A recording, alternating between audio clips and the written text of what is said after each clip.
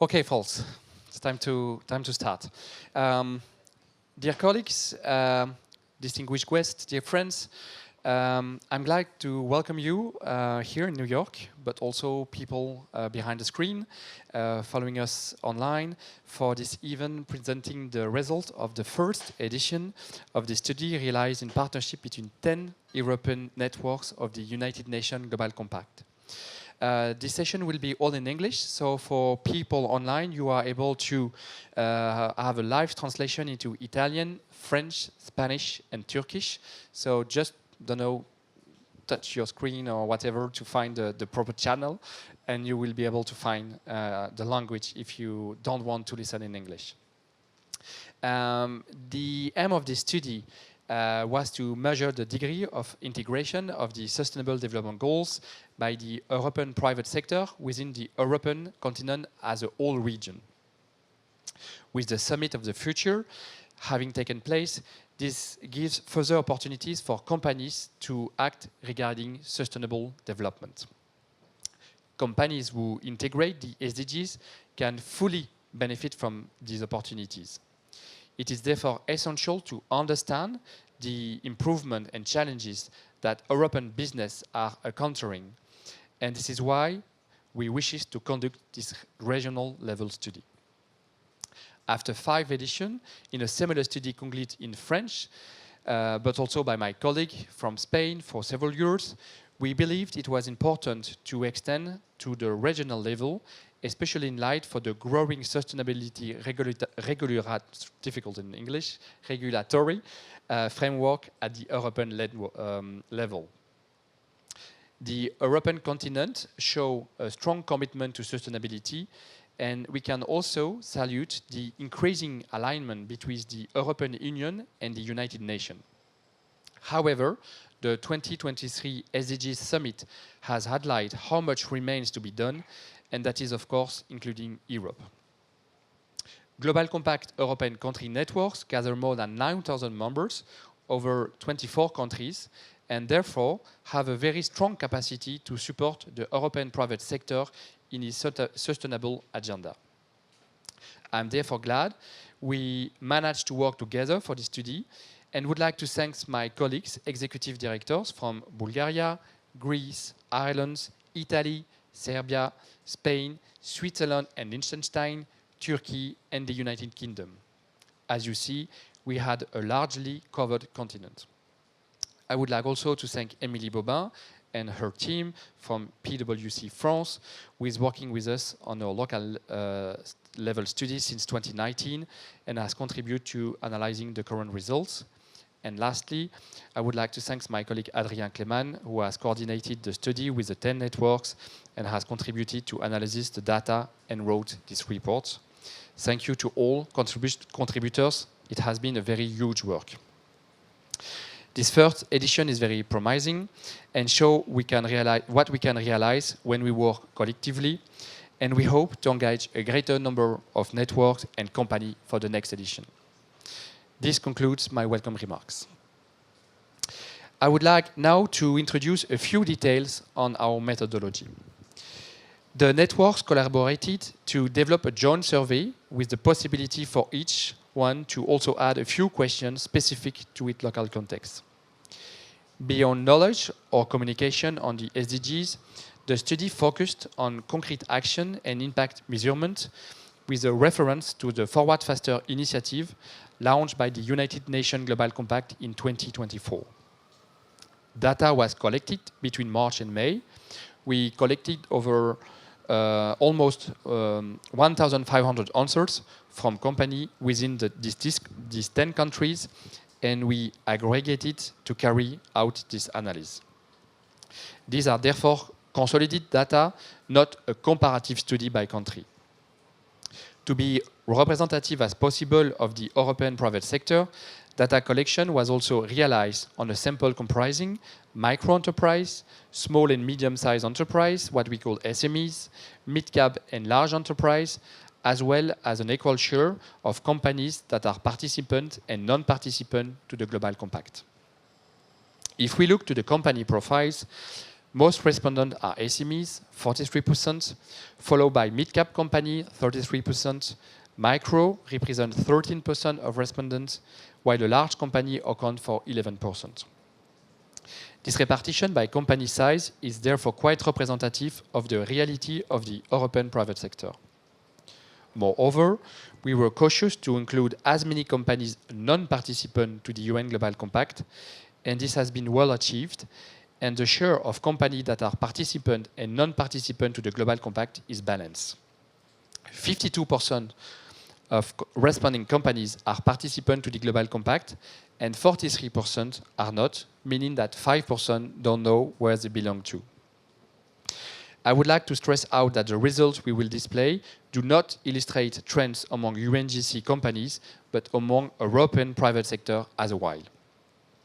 Now it's time to reveal the key results. European companies of all sizes now demonstrate a strong degree of understanding of the SDGs, with 69% of them considering having a very strong knowledge on the goals and 27% a more superficial knowledge. As nearly half of the respondents are not Global Compact participants, this data shows that knowledge of the SDGs is widespread. Moreover, 59% of EU companies, a strong majority, now have a sustainable development strategy that integrates the SDGs. However, the integration of the SDGs into strategy is still depending on size. Indeed, 86% of large companies integrate the SDGs into their strategy, but only 50% of SMEs do so. In general, engagement toward the SDGs is mostly associated with a wish to strengthen the corporate sustainable strategy for 44% of responding companies. In addition, data also suggests that European companies are now also integrating the SDGs to better face regulation, as it is the case for 32% of respondents. This is consistent with the progressive implementation of the new European Union regulation on corporate sustainability, such as CSRD. Furthermore, among the responding companies that have declared being affected by a CSRD reporting, 80% of them will expressly refer to the SDG on their report, demonstrating the importance of the goals as a reporting framework. The report also suggests that European companies mainly take action in favor of SDG 5, you all know, gender equality, and SDG 8 on decent work and economic growth, as for both 44% respondents have declared taking action. SDG 13, climate change, is third, with 30% of companies taking action. However, far less companies are taking action on SDG 14, ocean preservation, SDG 2 on hunger, and SDG 11 on sustainable cities. And just above, 1 company out of 10 take action on these SDGs. It is also encouraging to note that 39% of responding companies act on the SDGs by directly integrating them into their process and activities. 35% develop products or innovation related to the SDGs. We can note 31% are engaged into partnerships, which is promising, but needs to be accelerated, as partnership and collective action with all stakeholders will be the key to achieve the goals and the pact for the future. This study also shows that training on SDGs is mostly done with employees of the sustainability departments. We can regret that only 11% of companies have trained their suppliers on sustainability or SDGs, while the issue will become increasingly relevant as the EU regulation gives a particular importance to supply chain. One of the key aspects of this study was to analyze how European companies measure their contribution to the SDGs. In general, integrating the SDGs has a positive impact on European companies, as 58% of them consider it has positively impacted their economic performance. Furthermore, 77%, so a very large majority, estimate the SDGs have allowed them to gain a comparative advantage, and 43% of them considering this advantage to be significant. Nevertheless, the study shows that contribution to sustainable development and the SDGs is not systematically and efficiently measured by respondents, as only a third of the respondents have set specific, measurable and time-bound objective to measure the contribution and progress. 26% of respondents still do not measure the contribution to SDGs, and among companies that set specific objectives, the results are encouraging as 80% have achieved their goal, 73% are on track. In addition, only 21% of companies have identified their priority SDGs and assess both the positive and negative impact on their operation. And I would like to stress out that assessing the negative impact of their business is key for company to identify its potential spillover effect and enhance its progress. If we look deeper to the Forward Faster initiative launched by the UN Global Compact last year, it's a call to companies to amplify their action in 5 priority areas on gender equality, climate, living wage, water resilience, and sustainable finance. We therefore wish to include a reference to this initiative in our study. And among the respondents that have declared having measurable goals, nearly half of them have set goals in gender equality, 47% for representative leadership, and 41% for equal pay. 42% have set goals for net zero emission aligned to the 1.5 trajectory Paris Agreement. However, the other 3 areas are less prioritized by companies. 30% sets goal on living wage, but only 15% on water resilience and around 20% on sustainable finance. In terms of communication, a large part of companies still not produce any form of sustainable reports. This is mostly the case for micros.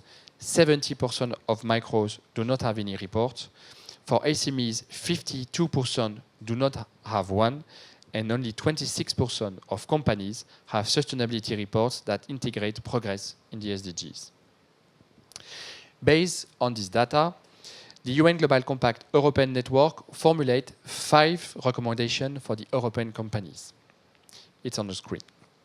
So, European companies of all sizes should integrate the SDGs into their activities and processes, enhance communication on SDGs and define progress measurement indicators. Third one is about engaging into more partnership with diverse actors, and this will be key to achieve, of course, the Agenda 2030. And enhance training of their suppliers on sustainability issues on the SDGs. And the last one, strengthen the articulation between the SDGs and the financial investment. I'm not going to take any question because we'll have 2 roundtables, so we'll be able to share all the data and the result. Of course, you can download the study. You will have the QR code at the end of this event, but all the studies are online, at least in French and English. I'm not so sure for Turkish, but at least in maybe in a few days or few weeks. Thank you for your listening. It has been a lot of data, but now it's time for roundtable. And I'm glad to call my first panelist, Daniela. Daniela, the floor is yours, and you will be able to introduce the panelists. And of course, you will have some chairs. So if you just hold 1 minute, we just set up the stage for you, and maybe we can have music or something like this. But now it's your turn. Thank you.